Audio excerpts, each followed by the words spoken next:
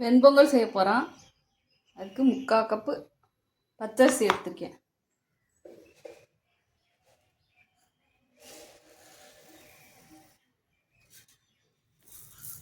கால் cup பாசிப்பருப்பு எடுத்துக்கிறேன்.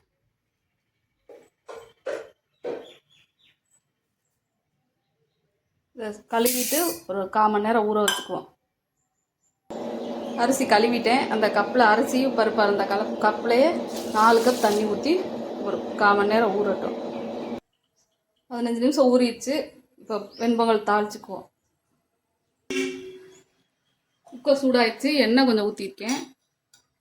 நெய் 1 ஸ்பூன் சேர்த்துக்கிறேன். உங்களுக்கு நிறைய நெய் வேணுன்னா இன்னும் 2 ஸ்பூன் கூட சேர்த்துக்கோங்க.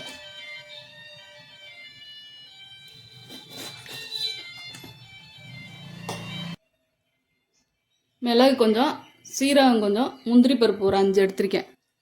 அதை போட்டுக்கிறேன்.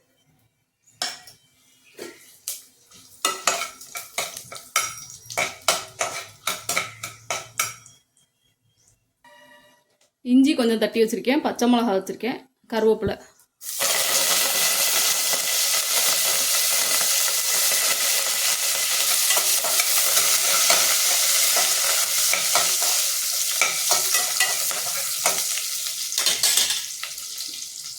ஒரு கப் அரிசியும் பருப்பும் சேர்த்து அதுக்கு 4 மடங்கு தண்ணி சேர்த்து ஊற வச்சுருக்கேன்.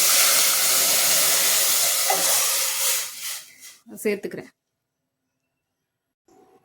உப்பு தேவையான அளவு சேர்த்துக்கிறேன்.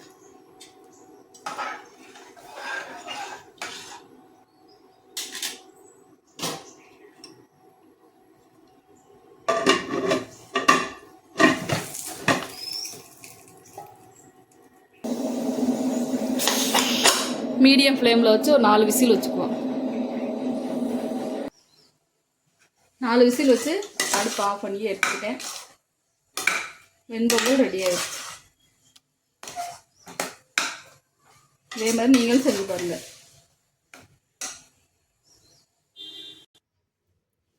வெண்பொங்கல் ரெடி ஆயிடுச்சு.